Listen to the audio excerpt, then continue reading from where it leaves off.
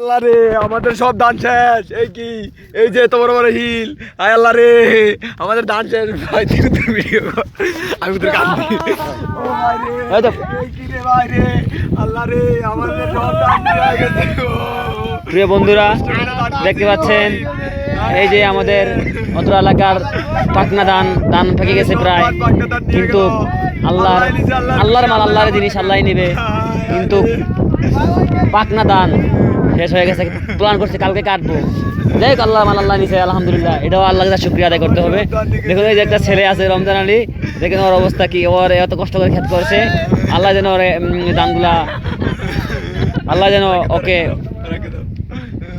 মানে ভালো শিয়া করে।